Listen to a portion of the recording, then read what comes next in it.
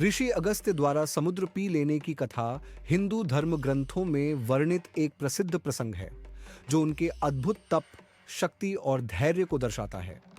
ये कथा मुख्य रूप से रामायण, महाभारत और विभिन्न पुराणों में पाई जाती है। इस कहानी में ऋषि अगस्त्य के चरित्र, उनके ज्ञान और उनकी दिव्य शक्तियों का वर्णन मिलता है। प्राचीन काल में जब धरती पर देवता, ऋषि और असुर एक साथ अस्तित्व में थे, तब अनेक ऐसे चमत्कारी घटनाएं घटित हुईं जिन्होंने सृष्टि के संतुलन को बनाए रखा। उन्हीं घटनाओं में से एक घटना महर्षि अगस्त्य से जुड़ी हुई है, जिन्होंने अपने तपोबल से न केवल देवताओं की सहायता की, बल्कि असुरों के आतंक को भी समाप्त किया। प्राचीन काल में असुरों का अत्याचार बहुत बढ़ गया था।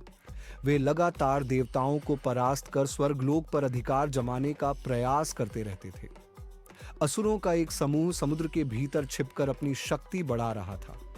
ये असुर समुद्र में स्थित पाताल लोक के निकट अपनी गुप्त बस्तियां बनाकर वहां से देवताओं और ऋषियों पर आक्रमण करते थे।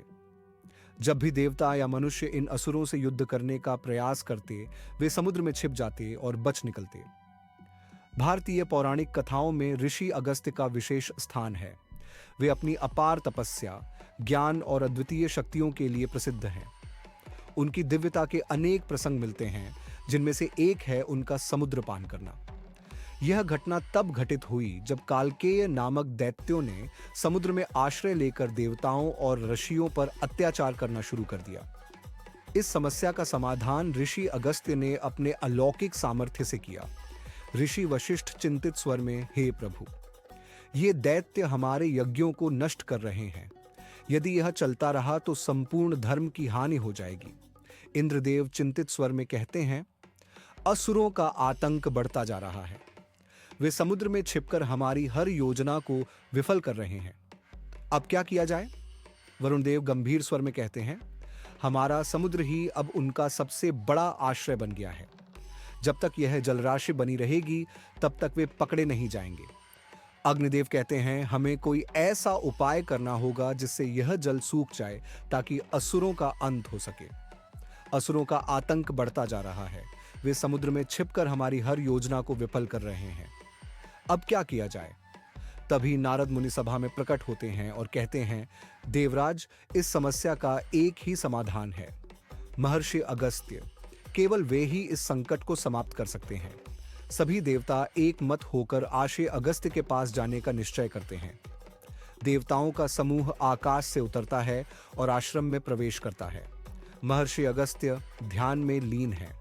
उनकी देह से दिव्य प्रकाश निकल रहा है। इंद्र विनम्रता पूर्वक कहते हैं, हे महर्षि, हम एक भयानक संकट में हैं। काल के दैत्य समुद्र की गहराइयों में छिपे हैं और हमें उन तक पहुंचने का कोई उपाय नहीं मिल रहा। आप ही हमारी सहायता कर सकते हैं। महर्षि अगस्त्य धीरे धीरे आंखें खोलते हैं। उनकी दृष्टि में अपार तेज और गहराई है।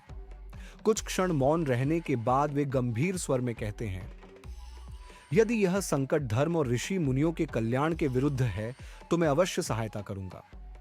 महर्षि अगस्त्य उठते हैं और अपने तेजस्वी स्वरूप में समुद्र के किनारे पहुंचते हैं। उनका शरीर तेजस्वी हो उठता है। वे अपने दिव्य दृष्टि से समुद्र को देखते हैं और धीरे धीरे अपने योग बल से उसे पीने लगते हैं। समुद्र का जल घटने लगता है। काल के दैत्य भयभीत होकर बाहर आने लगते हैं। देवताओं की सेना उनका संहार करती है। कुछ ही क्षणों में समुद्र सूख जाता है और सभी दैत्य समाप्त हो जाते हैं।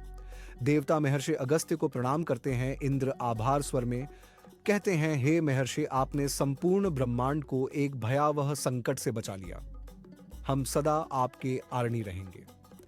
महर्षि अगस्त्य मुस्कुराते हैं और अपने आश्रम लौट जाते हैं। इस कथा से यह स्पष्ट होता है कि ऋषि अगस्त्य केवल एक महान योगी ही नहीं, बल्कि एक दिव्य शक्ति से संपन्न महापुरुष थे।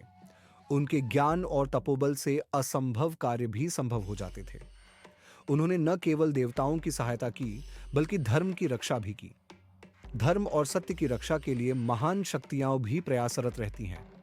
योग बल और तपस्या से असंभव भी संभव हो सकता है। धैर्य, ज्ञान और शक्ति का सही उपयोग संकटों का निवारण कर सकता है। अगर आपको यह वीडियो पसंद आया हो तो द लोर कीपर्स को सब्सक्राइब करना न भूलें। धन्यवाद।